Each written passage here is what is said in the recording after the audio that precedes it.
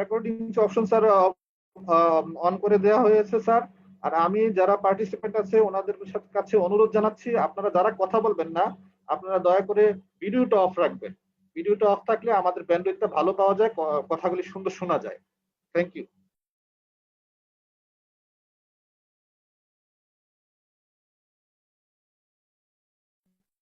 মাননীয় মন্ত্রী মহোদয়। জি, আমাদের এই যে 11টি শিক্ষা বোর্ড, 9টি সাধারণ শিক্ষা বোর্ড এবং একটি মাদ্রাসা এবং একটি কারিগরি শিক্ষা বোর্ড, এই মিলিয়ে আমাদের 2020 সালের এইচএসসি পরীক্ষার্থীর সংখ্যা হচ্ছে 13,65,789 জন।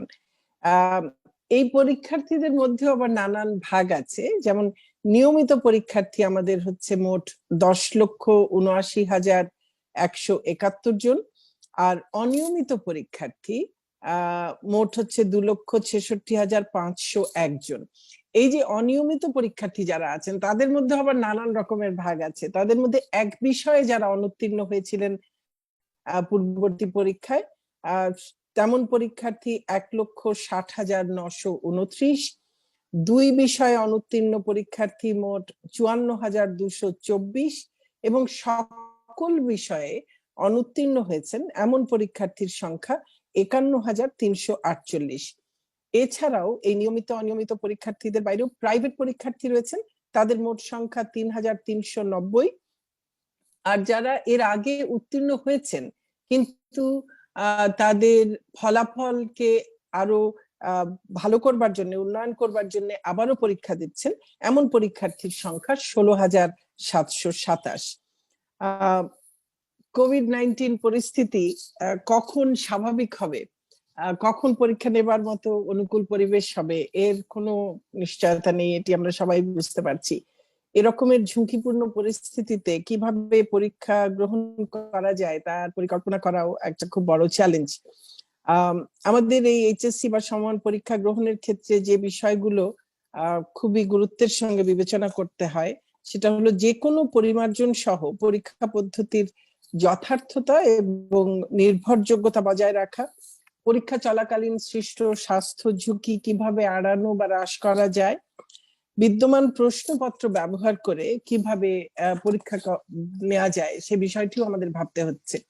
এইচএসসি পরীক্ষায় আমাদের 7টি বিষয়ের 13টি পত্রে গ্রহণ করা হয় পরীক্ষা, 6টি বিষয়ের 2টি করে পত্র এবং তথ্য প্রযুক্তি বিষয়ের 1টি পত্র। 2টি বিষয় বাংলা ইংরেজি 4 পত্র এবং তথ্য প্রযুক্তি সহ 5টি পত্র। এটা হচ্ছে সকল শিক্ষার্থীর জন্যই আবশ্যিক। আর বিজ্ঞান, মানবিক এবং ব্যবসা শিক্ষা বিভাগে নৈর্বচনিক বিষয় হচ্ছে 40টি। ফলে পরীক্ষা গ্রহণের জন্য কমপক্ষে 30 থেকে 32 কর্মদিবসের প্রয়োজন হয়। 2,579টি পরীক্ষা কেন্দ্রে এই পরীক্ষা আমরা নেবার জন্য প্রস্তুতি গ্রহণ করেছিলাম। আমাদের পরীক্ষা কেন্দ্রে এক বেঞ্চে 2 জন পরীক্ষার্থীকে আসন দেওয়া হয়। কোভিড-19 স্বাস্থ্য ঝুঁকি বিবেচনায় এক বেঞ্চে 2 জন পরীক্ষার্থীর আসন প্রদান করা সম্ভব নয়। সেক্ষেত্রে আমাদের প্রায় দ্বিগুণ পরীক্ষা কেন্দ্র নির্বাচন করবার প্রয়োজন হবে পরীক্ষা নিতে গেলে। বিদ্যমান কেন্দ্র ভিত্তিক কিন্তু আমাদের প্রশ্নপত্র ইতোমধ্যেই প্যাকেটজাত করা হয়ে গিয়েছিল।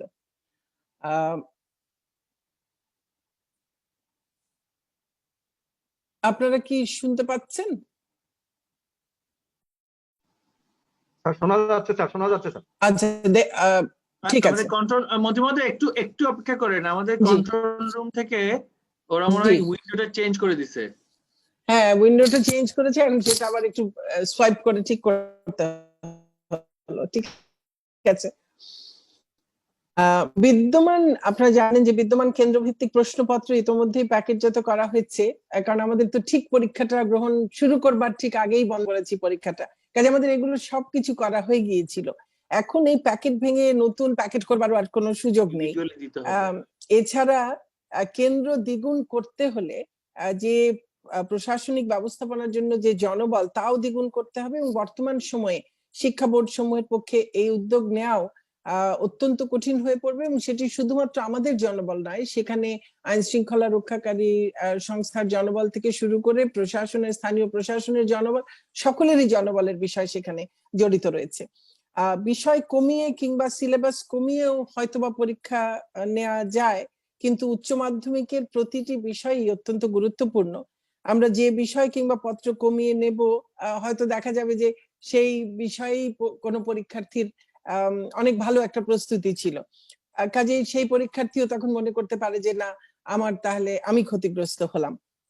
অন্যদিকে মনে করুন পরীক্ষা আমরা শুরু করলাম, তখন যদি কোনো পরীক্ষার্থী কোভিডে আক্রান্ত হয়, কিংবা যখন পরীক্ষা নেওয়া শুরু হচ্ছে তখন পরীক্ষার্থী আক্রান্ত কিংবা তার পরিবারের কেউ আক্রান্ত, তাহলেই বা সেই পরীক্ষার্থী কি হবে? কারণ সে তো তখন পরীক্ষা কেন্দ্রে নিশ্চয়ই আসতে পারবে না বা আসার একেবারেই উচিত নয়। তো এই বিষয়গুলো নিয়ে আমরা চিন্তা করতে গিয়ে অন্যান্য সব দেশে কি করছে সেটাও আমরা দেখছিলাম। এক্ষেত্রে আমরা ভারতের যে central board of secondary education আছে, সিবিএসই, তাদের আওতায় উচ্চ মাধ্যমিক পরীক্ষা তারা কোভিড-19 শুরু হওয়ার আগেই আরম্ভ করেছিল এবং 3টি পরীক্ষা নেবার পরে সেই পরীক্ষা বাতিল করা হয়েছিল। 2020 সালে West African senior certificate examination, the Caribbean examination council, Hong Kong A diploma of secondary education, চীনের গাওকাও ইউনিভার্সিটি এন্ট্রান্স এক্সামিনেশন, এগুলো সবই কিন্তু তারা স্থগিত করেছে বা বাতিল করেছে। আর কাজে আমরা আশপাশে যত জায়গায় দেখছি বেশিরভাগ জায়গায় কিন্তু হয় পরীক্ষা বাতিল করা হয়েছে বা এখনো স্থগিত অবস্থায় আছে। আমাদের কাছে অবশ্যই আমাদের পরীক্ষার্থীদের এবং সংশ্লিষ্ট আরো সকলের জীবনের নিরাপত্তা অত্যন্ত গুরুত্বপূর্ণ। এ ধরনের পরিস্থিতিতে সার্বিক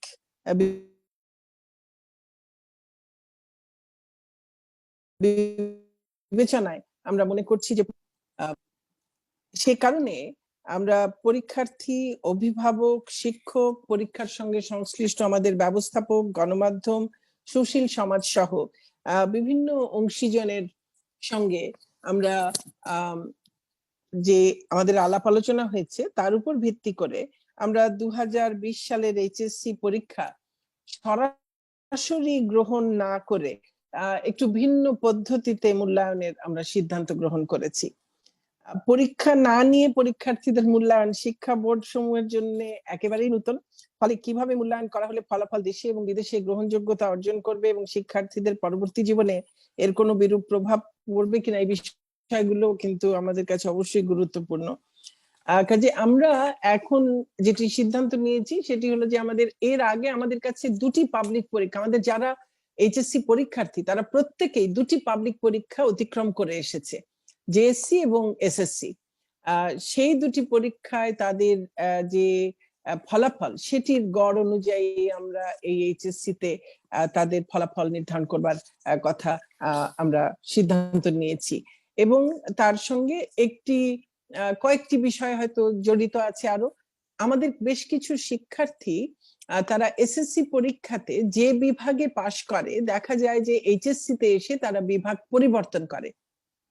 এখন যারা এসএসসি তে মনে করেছে যে তারা যেই বিভাগে আছে সেই বিভাগে তারা ভালো করতে পারেনি বলে বা সেই বিভাগে তারা পড়াশোনাটা সেই বিভাগেই চালিয়ে যেতে চায় না বলে তারা সিদ্ধান্ত নিয়ে বিভাগ পরিবর্তন করেছে, তাদের মূল্যায়নের ক্ষেত্রে আমরা তারা যদি মনে করেন যে না তাদের জেএসসি এবং এসএসসি মূল্যায়নের উপরে তাদের মূল্যায়ন হলে তাদের মূল্যায়নটা সঠিক হবে না, সেই রকমের চিন্তা থাকতে পারে।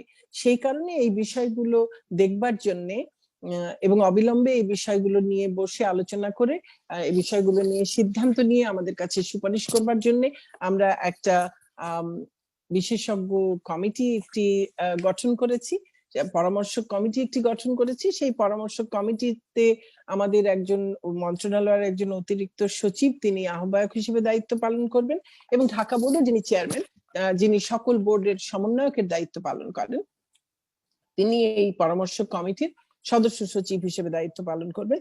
এই কমিটিতে ঢাকা বিশ্ববিদ্যালয়ের একজন প্রতিনিধি থাকবেন, বুয়েটের একজন প্রতিনিধি থাকবেন, জাতীয় বিশ্ববিদ্যালয়ের একজন প্রতিনিধি থাকবেন, স্বাস্থ্য শিক্ষা অধিদপ্তরের একজন প্রতিনিধি থাকবেন এবং আমাদের কারিগরি শিক্ষা বোর্ড এবং মাদ্রাসা শিক্ষা বোর্ড, এই 2 বোর্ডের চেয়ারম্যান মহোদয়রা তারা দুজনও থাকবেন।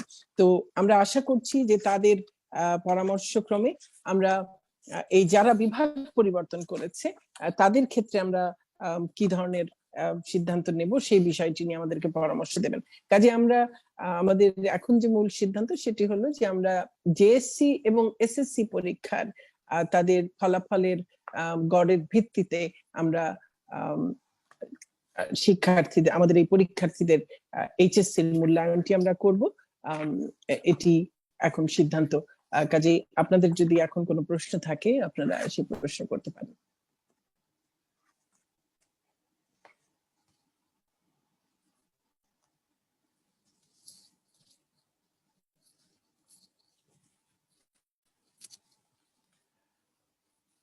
আর আমরা আশা করছি যে আমরা এই সকল বিষয়কে বিবেচনায় নিয়ে আমরা এই বছরের ডিসেম্বরের মধ্যেই আমরা আমাদের চূড়ান্ত ফলাফল আমরা ঘোষণা করব ইনশাআল্লাহ, যাতে জানুয়ারি থেকেই বিশ্ববিদ্যালয়ে ভর্তির বিষয়গুলো তখন শুরু হতে পারে।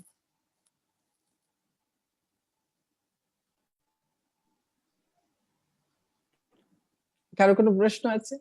সাংবাদিক বন্ধুগণ যদি বক্সেও লিখে দিতে পারেন আপনাদের প্রশ্ন থাকলে।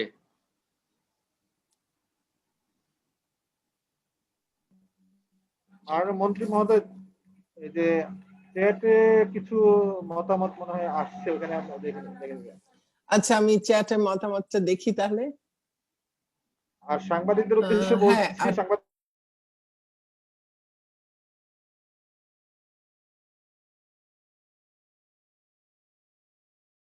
মন্ত্রীকে ইয়ে করে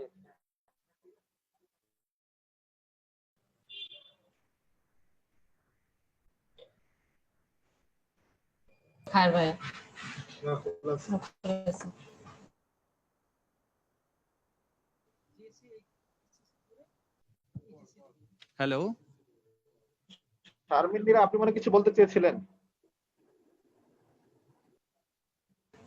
হ্যালো স্যার শুনতে পাচ্ছেন? আপনি বলেন। জি জি, শোনা আচ্ছা, যাচ্ছে। আমার একটু জানবার আগ্রহ, যেহেতু 14 প্রায় 13 কোটি প্লাস শিক্ষার্থীর কথা আসলে ভেবে এরকম সিদ্ধান্ত হয়েছে, তাদের পরিবারের কথা ভেবে এরকম সিদ্ধান্ত হয়েছে, কিন্তু কিছু সংকট আসলে থেকেই যায়। অনেকে হয়তো জেএসসি বা এসএসসিটা তাদের ভালো ফলাফল হয়নি, কিন্তু এইচএসসির জন্য হয়তো তাদের ভালো প্রস্তুতি ছিল। এরকম একটা প্রশ্ন আসতে পারে যে তারা তাহলে সেই সুযোগটা হারাচ্ছে কিনা। মাননীয় মন্ত্রী মিউট করে দিয়েছে, মাননীয় মন্ত্রীকে মিউট করে দিয়েছে। আচ্ছা আচ্ছা, আমাকে কি এখন শুনতে পাচ্ছেন? হ্যাঁ। এরকম কিন্তু অনেক প্রশ্নই আসতে পারে, তাই না? কি হতে পারতো, এখন কি হতে পারতো সেই প্রশ্ন তো আসলে এই রকমের একটি পরিস্থিতিতে আমরা সব প্রশ্নের জবাব তো কেউই দিতে পারবে না। অনেকেরই পরীক্ষা দিতে গিয়ে জেএসসি এসএসসি তে হয়তো বা একেবারে সর্বোচ্চ ভালো ফলাফল রয়েছে, এই এইচএসসি পরীক্ষা হলে হয়তো বা কোনো কারণে সে তার পরীক্ষা ভালো না হতে পারতো, কোনো কারণে পরীক্ষা শেষ করতে না পারতো, তেমনও তো হতে পারতো, তাই না? অনেক কিছুই হতে পারে। কি হতে পারে বা হতে পারতো সেটি তো আসলে এই মুহূর্তে বিবেচনায় তেমন ভাবে নেবার সুযোগ নেই সকলের ক্ষেত্রে। তো সেই কারণে আমাদের কাছে যা আছে, আমাদের হাতে যা আছে তার উপরে ভিত্তি করেই আমরা এই ফলাফলটি আমাদেরকে দিতে হবে। এটি সকলের সার্বিক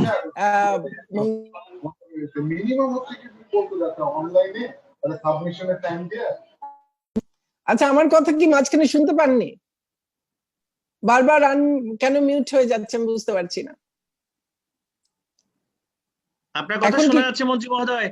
আমাদের একজনের এখানে আলোচনা হঠাৎ সামনে চলে আসায় ওনার মনে মিউটেড ছিলেন না, কথা বলছিলেন, তাই একটু ওভারল্যাপ হয়ে গিয়েছে। আপনি আবার বলুন। আচ্ছা আচ্ছা, আমি কি আবার সেই উত্তরটা বলবো নাকি ওটা শুনেছেন? আমাকে আচ্ছা, আমাকে বোধহয় দিশা জিজ্ঞেস করেছিলেন যে যারা 71 টেলিভিশন শারমিন মীরা প্রশ্নটা করেছিলেন স্যার। নীরাজ, আচ্ছা আচ্ছা, নীরা প্রশ্ন করেছেন, ঠিক আছে। উনি জিজ্ঞেস করেছিলেন যে কেউ কি যার হয়তো জেএসসি বা এসএসসি রেজাল্ট ভালো হয়নি, কিন্তু তার এবার খুব ভালো প্রস্তুতি ছিল, তার জন্য কি এটা যে ঠিক হলো না সেরকম কি হতে পারে না? অনেক কিছু হতে পারে। আবার যাদের ধরুন আমি উত্তর দিয়েছিলাম একটু আগে যে যাদের জেএসসি বা এসএসসি তে হয়তো অসাধারণ ভালো ফলাফল হয়েছে, কিন্তু এই পরীক্ষার জন্য তার প্রস্তুতি তেমন ভালো ছিল না, কিংবা এই পরীক্ষায়ও ভালো প্রস্তুতি ছিল, এই পরীক্ষাটা হলে তখন কোনো কারণে গিয়ে অসুস্থতার কারণে হোক, অন্য কোনো কারণে হোক, তার পরীক্ষাটা কোনো কারণে ভালো নাও হতে পারতো। এরকম হতে কি পারবে সেরকম কিন্তু অনেক প্রশ্ন থাকতেই পারে। সেগুলো তো সব বিবেচনায় নেওয়ার কোনো সুযোগ নেই। কোনো সেটিং এই এই সবকিছু কি হতে পারতো তাকে বিবেচনায় নেবার তো সুযোগ থাকে না। তো আমাদের কাছে দুটি পাবলিক পরীক্ষার রেজাল্ট আছে। এর বাইরে যদি অন্য কোনো পরীক্ষার অন্য কোনো ধরনের মূল্যায়নে যেতে হয়, তাহলেই সেটি এই 13 লক্ষ পরীক্ষার্থীকে নিয়ে সেটিতে এই মুহূর্তে এই পরিস্থিতিতে যাওয়া সম্ভব নয়। আবার হয়তো কেউ বলতে পারেন যে আমরা যে এই এইচএসসি পরীক্ষার আগে টেস্ট পরীক্ষা দিয়েছি সেটির মূল্যায়নকে নেব কিনা। তো সেখানেও তো অনেক ধরনের সমস্যা আছে, কারণ আমরা জানি যে আমরা নিজেরাও তো এই পর্যায়গুলো পার হয়ে এসেছি, যে আসলে পরীক্ষার ঠিক আগে যত প্রস্তুতিটা হয়, যত ভালো হয়, প্রি টেস্ট বা টেস্টের আগে তো তত ভালো থাকে না। তো সেই কারণে আমরা, আর সেই ফলাফলটি যেহেতু আমাদের কাছে নেই, সেটি সকল প্রতিষ্ঠানের কাছে, এবং এই মুহূর্তে প্রতিষ্ঠানের কাছ থেকে সেই ফলাফল নিতে গেলে সেখানেও নানান ধরনের জটিলতা উদ্ভব হতে পারে। সেই কারণে আমরা আমাদের কাছে যে দুটি পাবলিক পরীক্ষার ফলাফল আছে, যে দুটি পরীক্ষার জন্য পরীক্ষার্থীরা সবসময় যে পাবলিক পরীক্ষার জন্য সর্বোচ্চ প্রস্তুতি নিয়ে তাদের সবচেয়ে ভালো করবার চেষ্টা করেন, আমরা সেই দুটি পরীক্ষাতে তাদের ফলাফল সেটির বিবেচনায় আমরা এই ফলাফলটি আমরা দিতে যাচ্ছি।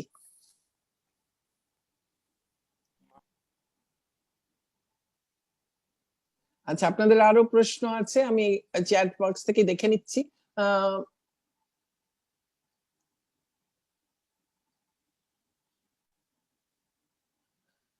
অনেক শিক্ষার্থী বিগত পরীক্ষা দেখা ভালো করতে পারতেছে, একই প্রশ্ন। আচ্ছা, এসএসসি এবং জেএসসির কত পার্সেন্ট করে নেওয়া হবে সেটা জিজ্ঞেস করেছেন। তো সেই ক্ষেত্রে সেটিও এই পরামর্শ কমিটি তারাই আমাদেরকে বলে দেবেন। আমরা তাদের কাছ থেকেই নেব যে কত পার্সেন্ট করে নিলে সেটি ভালো হয়, সেটি বলবেন। আর হলো আরেকটা প্রশ্ন, বিশেষজ্ঞ কমিটি যদি এভাবে মূল্যায়নের পক্ষে মত না দেন, তাহলে কি এই পদ্ধতির বিশেষজ্ঞ কমিটির যে টার্মস অফ রেফারেন্স সেটা হলো যে আমরা এই পদ্ধতিতে মূল্যায়নটি করছি, তার সঙ্গে যারা বিভাগ পরিবর্তন করেছেন তাদের ক্ষেত্রে মূল্যায়নে আমরা কি করতে পারি সেই পরামর্শটি তারা দেবেন। কাজে তারা এই মূল্যায়ন পদ্ধতি বাতিলের বোধহয় প্রশ্নটি সেখানে আসে না। আর বিশ্ববিদ্যালয় ভর্তির পদ্ধতি কি হবে সেটি বিশ্ববিদ্যালয়ে আমরা তো আশা করছি এবার আমরা সমন্বিত পদ্ধতিতেই আমরা সকল ধরনের বিশ্ববিদ্যালয়েরই পরীক্ষা আমরা নিতে পারবো। তো সেই পরীক্ষাগুলো কিভাবে হবে সেটি সেই যে গুচ্ছ পদ্ধতিতে হবে, সেই গুচ্ছ পদ্ধতিতে কিভাবে হবে সেটি বিশ্ববিদ্যালয়ের সঙ্গে আলোচনা করেই এবং তখনকার কোভিড পরিস্থিতি বিবেচনায় সেটির সিদ্ধান্ত গ্রহণ করা হবে, কারণ সেটির এখনো প্রায় আরো 3 মাস বাকি আছে। কাজে এই 3 মাস পরে সেই মূল্যায়নের জন্য কি পরিস্থিতি হয় তার উপরে নির্ভর করে সেই সিদ্ধান্তটি গ্রহণ করা হবে। নূরে আলম পিন্টু, ইন্ডিপেন্ডেন্ট টেলিভিশন, উনি মনে হয় একটা সরাসরি কোশ্চেন করতে চান। জি বলেন নিশ্চয়ই। মাননীয় শিক্ষামন্ত্রী সালাম, আমার প্রশ্নটা হচ্ছে যে আপনি এর আগের সংবাদ সম্মেলনে একটি বিষয় বলেছিলেন যে 72 সালে যারা এসএসসি এইচএসসি পাস করেছিল তখনও আমরা মানে মুক্তিযুদ্ধের পরবর্তী সময়ে ওই সময় পরীক্ষা নেওয়ার মতো অবস্থা ছিল না, কিন্তু ওই ব্যাচের শিক্ষার্থীদেরকে অনেকভাবেই ভোগান্তিতে পড়তে হয়েছে। আমরা অনেকে মুখ থেকে শুনেছি যে তাদেরকে ভোগান্তিতে পড়তে হয়েছে। তো এরকমই আরেকটি পদ্ধতিতে আপনারা যাচ্ছেন যে এসএসসি এবং জেএসসি পরীক্ষার ফলের উপর ভিত্তি করে পরীক্ষার ফলের উপরে ভিত্তি করে এই ফলটি দেয়া হবে। তো সেক্ষেত্রে এই শিক্ষার্থীরাও কি বৈষম্যের শিকার হবে না পরবর্তীতে চাকরির বাজারে? যে কারণ আমি একটু জানিয়ে রাখি যে চাকরির বাজারে কিন্তু যে কাছাকাছি 2-3টা ব্যাচ থাকে তারা মূলত প্রতিযোগিতার সম্মুখীন হয়। তো এই ব্যাচের শিক্ষার্থীদের কি এরকম বৈষম্যের শিকার হবে কিনা? এই 71 সালের যে আমরা পরিস্থিতিতে ছিলাম, এখনো কিন্তু আমাদের একটা প্রায় এটা এখন জীবন যুদ্ধ চলছে, তাই না? তো আমাদের এদেরকে নিয়ে কোনো সমস্যা হবে কিনা, আমি আশা করি এবার সমস্যাটি বৈশ্বিক। সারা পৃথিবীতেই কিন্তু পরীক্ষার্থীরা পরীক্ষা দিতে পারেনি এইরকম নানান রকমের মূল্যায়নের মধ্য দিয়েই তারা পার হয়ে আসছে। কাজে এই বিষয়টি যারা চাকরিদাতা তারাও এই বিষয়টিকে বিবেচনায় নেবেন। আর অধিকাংশ ক্ষেত্রে তো আমাদের হয়তো এরা এখনই চাকরিতে যাচ্ছে না, এরা এরপরে বিশ্ববিদ্যালয়ে যাবে। কাজেই তাদের বিশ্ববিদ্যালয় পর্যায়ের টারশিয়ারি লেভেলের তাদের রেজাল্টের উপরেই মূলত কিন্তু তাদের চাকরির বিষয়টি নির্ভর করবে। তো সেই ক্ষেত্রে হয়তো তেমন সমস্যা হবার কথা নয়, কিন্তু আর আমি আবারও যে এই অবস্থাটি তো কোনো আদর্শ অবস্থা নয়, কাজে আমরা যে সব ধরনের সমস্যাকে আমরা সমাধান করে ফেলতে পারবো তা কিন্তু একেবারেই নয়। আমাদের বর্তমান পরিস্থিতির মধ্যে আমরা সর্বোচ্চ ভালো কি করতে পারি, সব ধরনের বিপদকে এড়িয়ে এবং জীবনের ঝুঁকি সেটিকে এড়িয়ে আমরা সর্বোচ্চ ভালো কি করতে পারি, আমরা সেই চেষ্টাটি করছি। কাজে আমরা যে একেবারে সব ধরনের সমস্যা সমাধান করে ফেলতে পারবো কিন্তু তা কিন্তু নয়। মহোদয়ের কথার সাথে আমি শুধু একটু সংযুক্ত করব যে আন্তর্জাতিকভাবে স্বীকৃত পদ্ধতিগুলোই কিন্তু আমরা এখানে অনুসরণ করতে যাচ্ছি, এবং আমরা যদি অপেক্ষা করি আমাদের সম্পূর্ণ পরীক্ষার জন্য কবে আবার পরীক্ষার সময় হবে, আমরা যেগুলো ইন্টারন্যাশনাল পরীক্ষা আছে এবং প্রতিবেশী দেশগুলোতে কিন্তু তারা একটা মূল্যায়নের ভিত্তিতে সেই স্টেপটা নিয়ে ফেলেছে। তো সেই ক্ষেত্রে কিন্তু আমরা পিছিয়ে যাওয়ার সম্ভাবনাটা বেশি থাকবে আন্তর্জাতিকভাবে, এবং যে এটা সারা পৃথিবীব্যাপী একটা বিষয়। এটা শুধুমাত্র যে আমরা এইভাবে মূল্যায়ন করছি সেটা নয়, আমরা এটা ইন্টারন্যাশনাল বেস্ট প্র্যাকটিস দেখেই আমাদেরকে টেকনিক্যাল কমিটি সেটা পূর্ণাঙ্গ মূল্যায়নটা কিভাবে করা হবে সেটা জানাবেন। মাননীয় মন্ত্রী মহোদয়, বিজনেস স্ট্যান্ডার্ড পত্রিকার মিস জসিম আপনাকে সরাসরি একটা কোশ্চেন করতে চায়। জি বলেন। নিশ্চয়ই।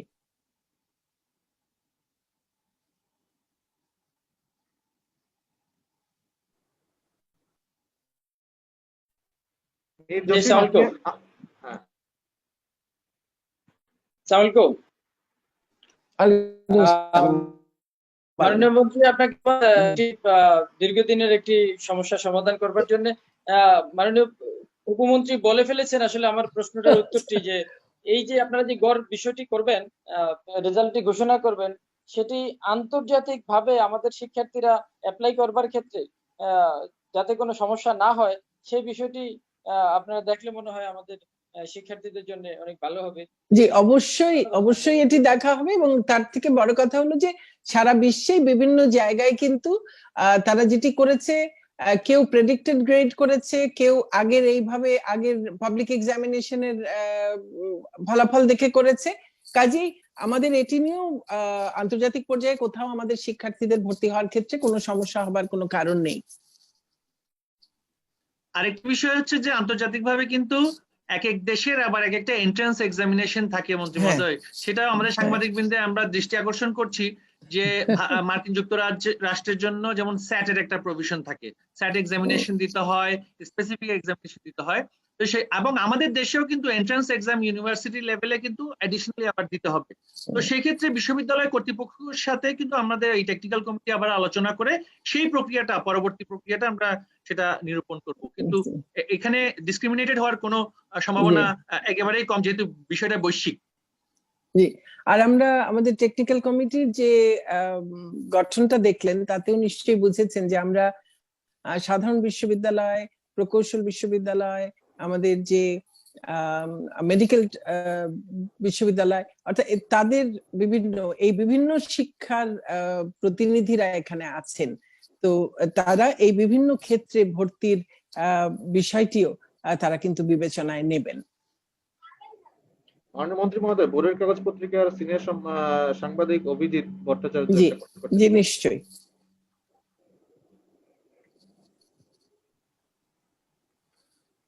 জি আপা, আদাব। জি আদাব।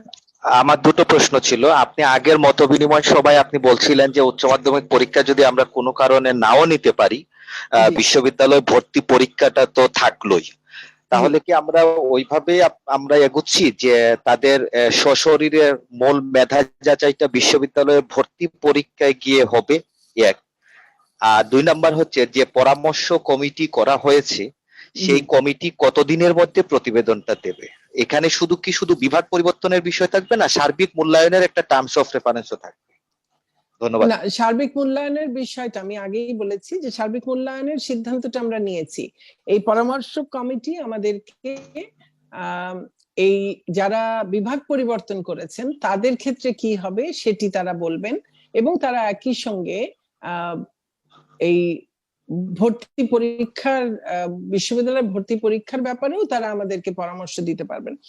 আর বিশ্ববিদ্যালয়ের ভর্তি পরীক্ষাতে গিয়েই মেধা পুরোপুরি যাচাই হবে এটি আবার, আচ্ছা, বিশ্ববিদ্যালয় পর্যায়ে পরীক্ষাতে গিয়েই মেধা পুরোপুরি যাচাই হবে সে কথা যদি এখন আমি বলি, আমি কি এখন নিশ্চয়তা দিতে পারি যে বিশ্ববিদ্যালয় ভর্তি পরীক্ষাটিও সশরীরে হবার মতো পরিস্থিতি হবে? না, আপনি যেহেতু জানুয়ারিতে অভিজিৎ আমাকে জিজ্ঞেস করছেন, কিন্তু না, আমি আমাকে নিশ্চয়তা দিতে পারেন যে জানুয়ারি ফেব্রুয়ারি মার্চের মধ্যে এরকম পরিস্থিতি হয়ে যাবে যে সশরীরে সবাই পরীক্ষা দিতে পারবেন?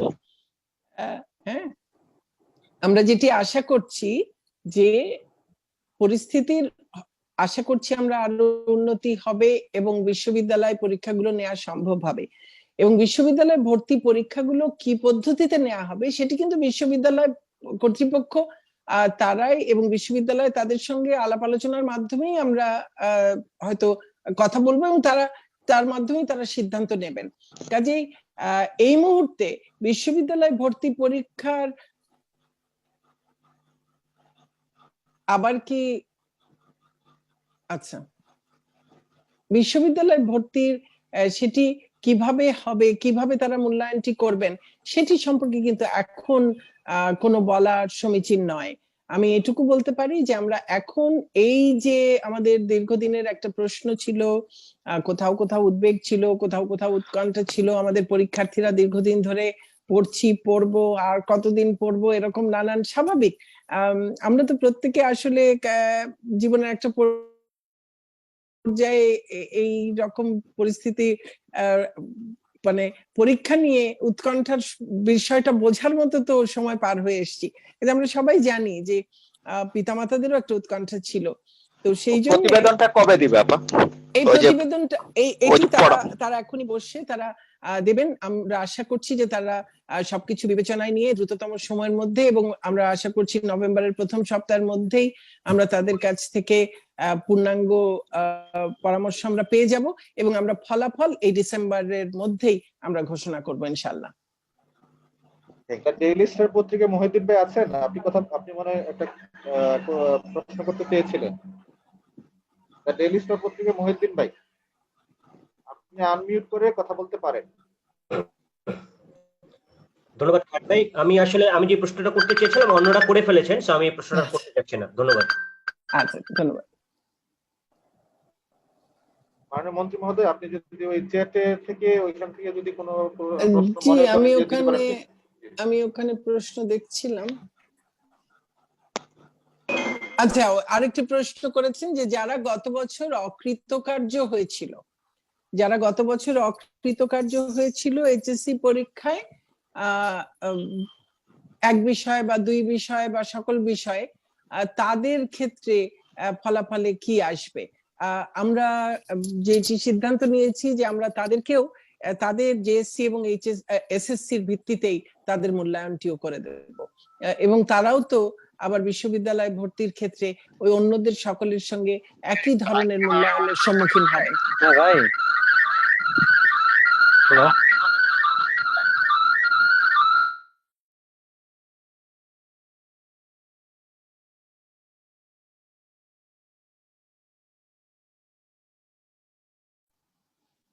বলেন,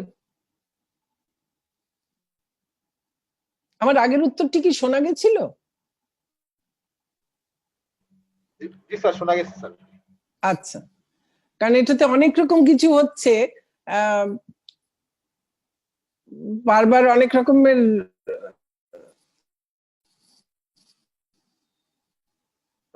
স্যার ওই টেলিভিশনে লাইভ করার সুবিধার্থে আমরা এটাকে স্ক্রিন শেয়ার দিয়েছিলাম, যার কারণে ওনারা অনেকেই ওনাদের নিজেদের মতো করে স্ক্রিন শেয়ার দেওয়ার কারণে আমাদের স্ক্রিনে মাঝে মাঝে অন্য স্ক্রিন চলে আসছে আর কি। আচ্ছা আচ্ছা, ঠিক আছে, ঠিক আছে। মাননীয় মন্ত্রী মহোদয়, আমার মনে হয় জার্নালিস্টরা, ম্যাক্সিমাম জার্নালিস্ট এখন তারা নিউজ করার জন্যই ব্যস্ত হয়ে পড়েছেন।